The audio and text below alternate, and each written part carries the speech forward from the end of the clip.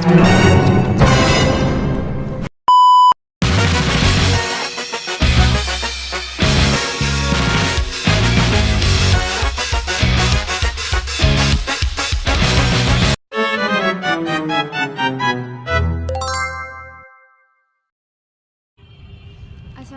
warahmatullahi wabarakatuh.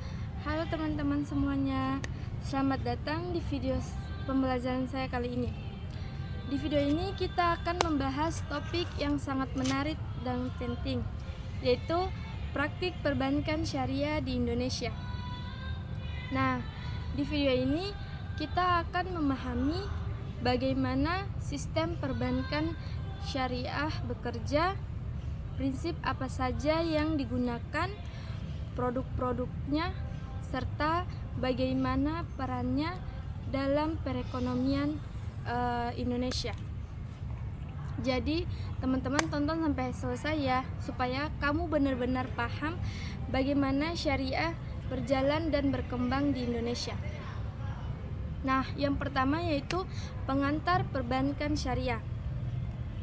Perbankan syariah adalah lembaga keuangan yang menjalankan kegiatan usahanya berdasarkan prinsip syariah Islam, yaitu bebas dari unsur riba, gharar, dan maisir. Artinya, bank syariah tidak menggunakan sistem bunga seperti bank konvensional.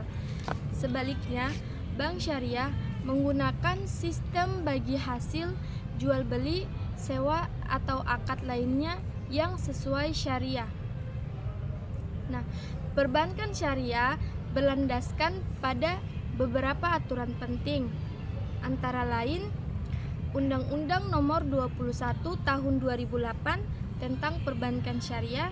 Yang kedua, Fatwa Dewan Syariah Nasional Majelis Ulama Indonesia atau biasa disingkat dengan DSN atau MUI, serta berbagai peraturan dari OJK dan Bank Indonesia. Prinsip utamanya adalah keadilan, kemitraan, dan keberkahan dalam setiap transaksi. Adapun yang kedua yaitu prinsip-prinsip dasar perbankan syariah. Nah, ada beberapa prinsip penting yang menjadi dasar operasional bank syariah. Yang pertama yaitu larangan riba. Bank syariah tidak boleh memungut bunga karena bunga dianggap riba dalam Islam. Sebagai gantinya digunakan sistem bagi hasil atau margin keuntungan. Yang kedua yaitu sistem bagi hasil atau profit and loss sharing. Nasabah dan bank sama-sama menanggung resiko dan berbagi keuntungan sesuai hasil usaha. Yang ketiga itu prinsip keadilan dan transparansi. Semua akad harus jelas, tidak boleh ada penipuan atau ketidakpastian. Dan yang terakhir atau yang keempat yaitu transaksi harus halal, di mana dana yang dikelola bank hanya boleh digunakan untuk kegiatan yang sesuai dengan syariah. Tidak boleh untuk bisnis yang haram seperti alkohol, judi atau riba. Ada pula jenis-jenis akad dalam perbankan syariah. Dalam kegiatan perbankan syariah, ada beberapa akad atau perjanjian yang digunakan. Beberapa di antaranya adalah wadiyah. Wadiyah yaitu akad titipan, contohnya tabungan wadiyah. Yang kedua, mudharabah. Mudharabah yaitu kerjasama antara pemilik modal dan pengelola dengan sistem bagi hasil. Yang ketiga ada musyarakah. Musyarakah artinya kerjasama dua pihak yang sama-sama menanamkan modal. Yang keempat ada mudharabah. Mudharabah yaitu akad jual beli dengan margin keuntungan yang disepakati. Kemudian yang kelima ada ijarah. Nah, ijarah yaitu akad sewa menyewa barang atau jasa. Kemudian yang keenam ada istisna, yaitu akad pemesanan barang tertentu yang pembayarannya bisa dicicil. Dan yang terakhir atau yang ketujuh ada qard hasan. Qard hasan yaitu pinjaman kebajikan tanpa bunga. Akad-akad ini menggantikan sistem bunga agar kegiatan ekonomi tetap halal dan adil. Selanjutnya yang keempat, ada jenis dan fungsi bank syariah. Di Indonesia ada beberapa jenis bank syariah. Pertama ada Bank Umum Syariah atau biasa disingkat dengan BUS atau WUS, seperti Bank Syariah Indonesia dan Bank Muamalat Indonesia. Yang kedua ada Unit Usaha Syariah atau disingkat dengan US, yaitu unit syariah yang berada di dalam bank konvensional. Dan yang ketiga ada Bank Pembiayaan Rakyat Syariah atau biasa disingkat dengan BPRS yang fokus pada masyarakat kecil dan pelaku UMKM. Fungsinya sama seperti bank pada umumnya, yaitu menghimpun dana dari masyarakat, menyalurkan pembiayaan, dan memberikan layanan keuangan, tetapi semuanya dilakukan sesuai prinsip syariah. Nah, kemudian ada produk dan layanan perbankan syariah. Produk bank syariah dibagi menjadi 3 kelompok utama. Yang pertama ada produk penghimpunan dana, seperti contohnya tabungan wadiah dari deposito mudharabah. Yang kedua ada produk pembiayaan, seperti murabaha atau jual beli, ijarah atau sewa, dan musyarakah atau bagi hasil. Ketiga ada produk jasa lainnya seperti layanan zakat, infak, sedekah, transfer syariah, kartu debit, dan pembiayaan haji umroh. Dari semua produk ini memiliki tujuan yang sama, yaitu menyediakan layanan keuangan yang halal, adil, dan bermanfaat bagi masyarakat.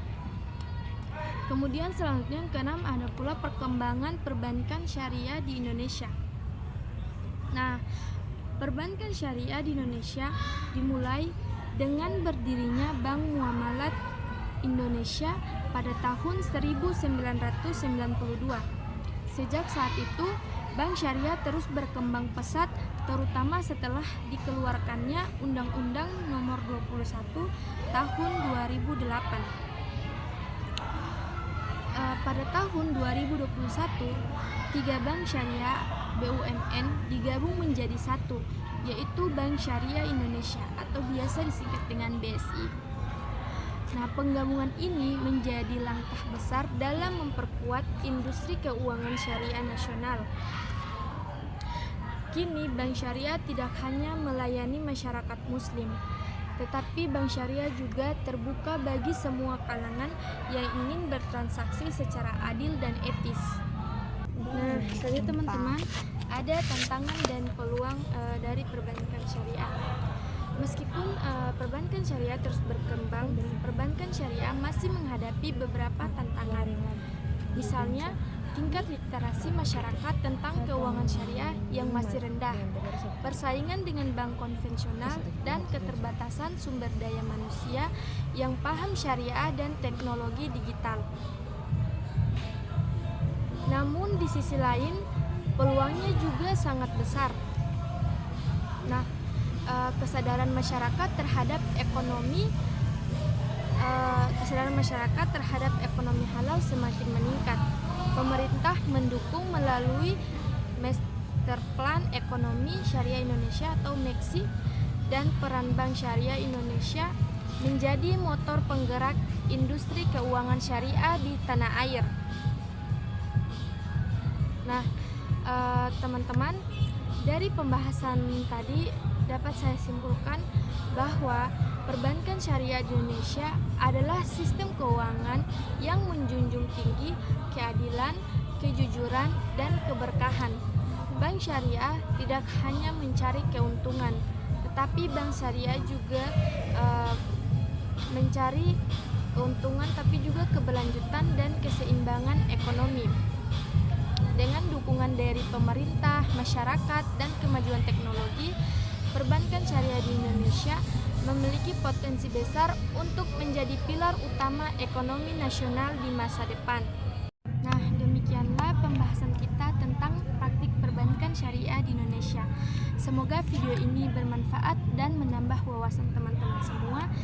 Jangan lupa untuk terus belajar dan memahami sistem ekonomi Islam agar kita bisa ikut berkontribusi dalam ekonomi yang adil dan berkeadilan. Terima kasih sudah menonton. Wassalamualaikum warahmatullahi wabarakatuh.